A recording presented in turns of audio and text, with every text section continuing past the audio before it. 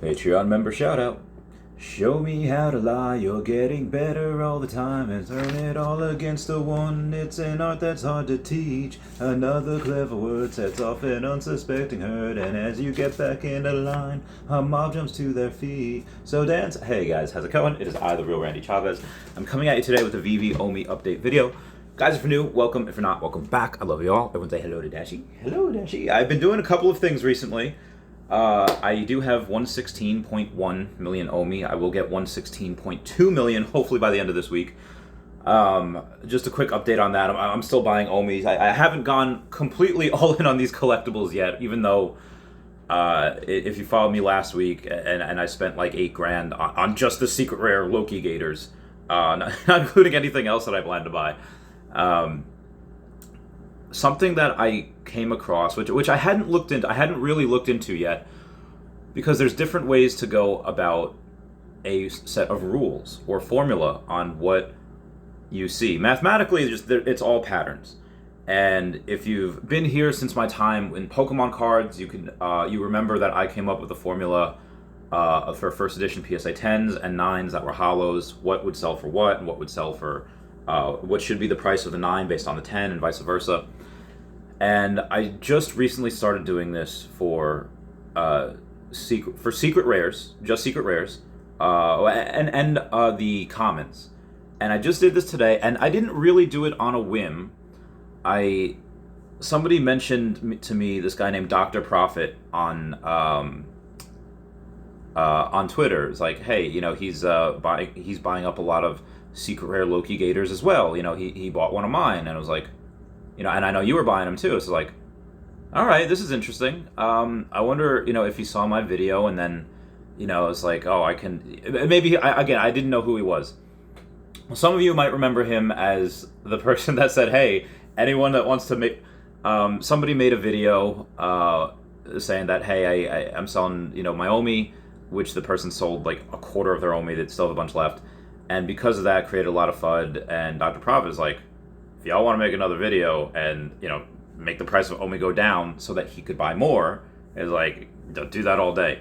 But again, he's, that's just, he's got those diamond hands. He could buy and never sell, because he's in a position where he doesn't have to do that. He doesn't have to sell. And that's true for his Omi, and that's also true for his collectibles. So I took a look at his profile, and he has 100 waltz. And this guy is obviously, not in the mean or median of the average collector. And I guess technically neither am I, but if I'm in like the top, 5% of collectors, he's in the top 1%, like 1% of 1%. You see in his video where he buys, and again, I'll get to the formula in a second, just giving you backstory on how I got here. You see in that Walt Disney video that he buys, he bought his 100th wall. He had like 300,000 gems, like, my God. So what I wound up doing is I wound up messaging him. It's like, hey, quick question. How many secret rare Lokis do you have? And he says, hi, Randy. I just saw your video and now increased from 9 to 20. Will buy more. I have 9 sub 100. And that was early this morning. And then as soon as he messaged me that, 2 minutes later, he says, now I have 26. Do you find low mints more interesting? So this person has as many sub 100 secret rare Loki mints as I do secret rare Loki mints in general. I have 9. He has 9 of them that are sub 100. And he has about 3 times as much as me. He's got, 26 in total. And again, I only have 9.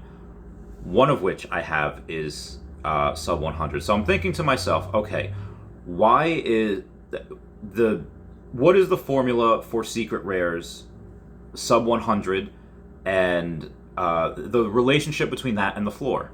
So I'm looking, and I look at all the other secret rares, not just Loki's, where the secret rare Loki Gator, the floor is usually, I got really lucky, I got number 81 for like 1.4 times what the floor is, which is very, very good, because most times the floors are, the sub 100, and like the cheapest sub 100s of any secret rares are usually 2.5 to like 5 times what the floor price is. Let's say if the floor price is $1,000, which Loki currently is, I think it's like $10.99. I was making of this video. You have that, That is the floor. And what is the floor price at the cheapest sub 100? And that's about 2,500. So that is a little more than, it's about 2.5x. The only secret rare that breaks this rule, where again, that is where the secret rare sub 100 price will be less than 2.5x of the actual floor price of that secret rare, is the secret rare Spider-Man.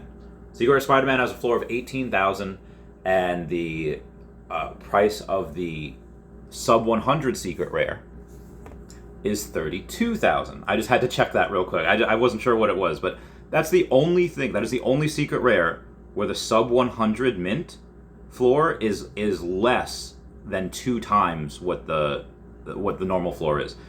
Now I think that's a steal, because after that one, the 32,000, that's the only other sub 100,000 floor.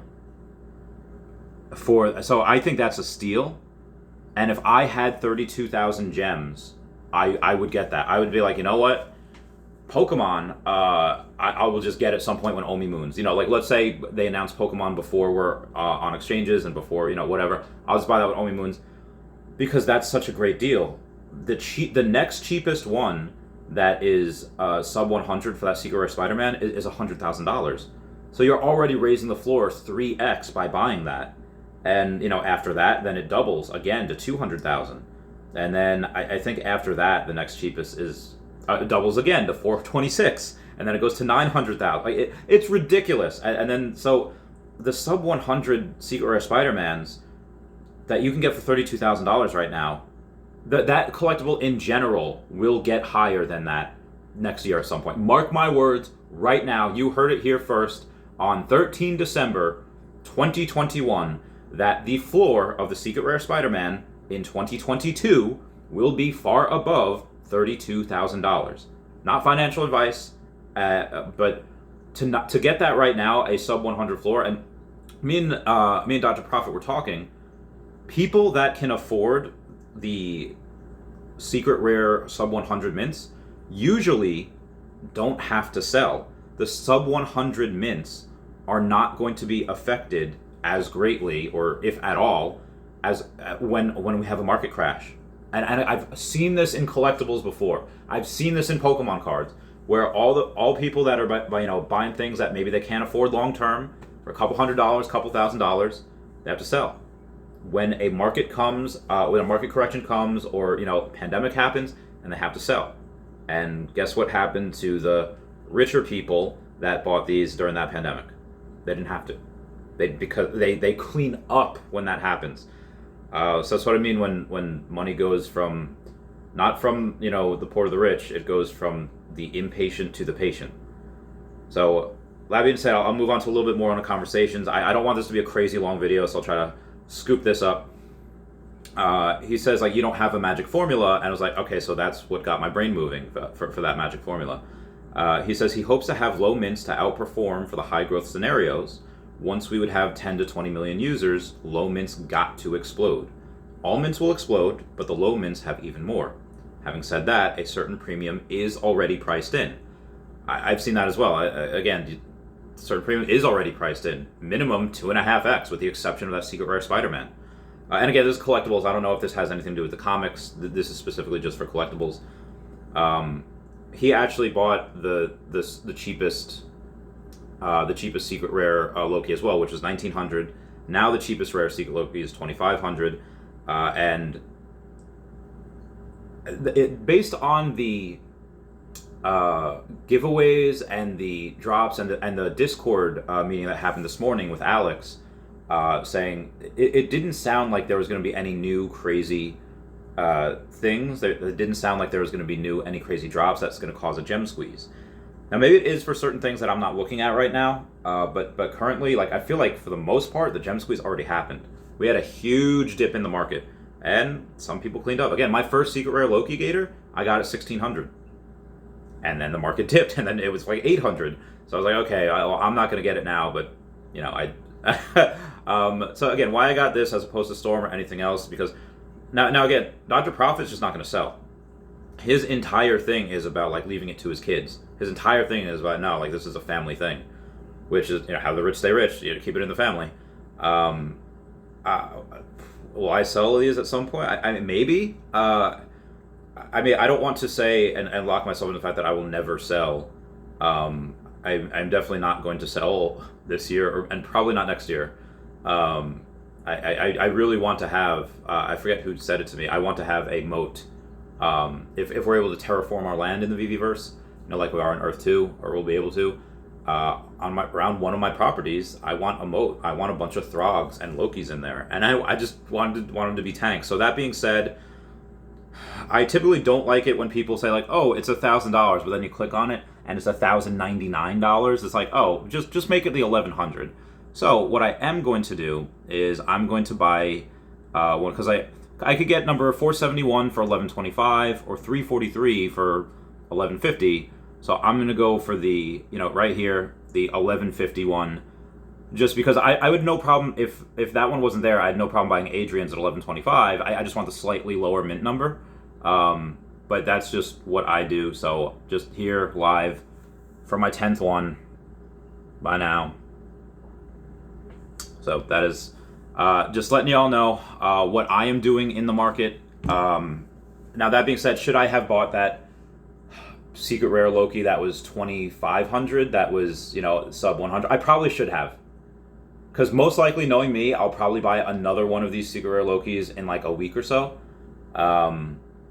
But, man, it's just, I could buy two of them instead of buying that one. So, again, if somebody has that, the money for it, I think that secret rare Spider-Man is probably going to be the best bang for your buck. And if I had it, that's what I would do.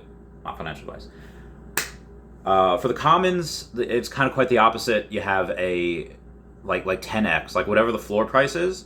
Let's say the floor price is, let's say, like, $40.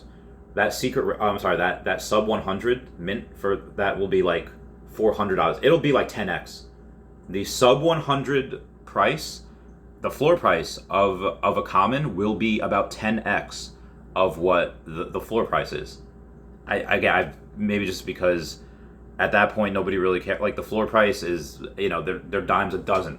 There's thousands, there's tens of thousands of some of the commons, whereas you can only get so many of the sub 100s. There's so few, and it's not even 100 because they keep the first 40.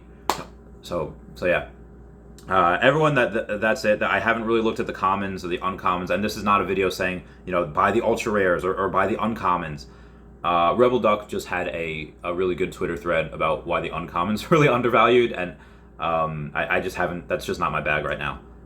Even though some people are probably going to make tens of thousands on that, it's not what I'm focused on right now. In poker, there's multiple ways to play a hand. In VV, there's multiple ways to make money. Teach their own.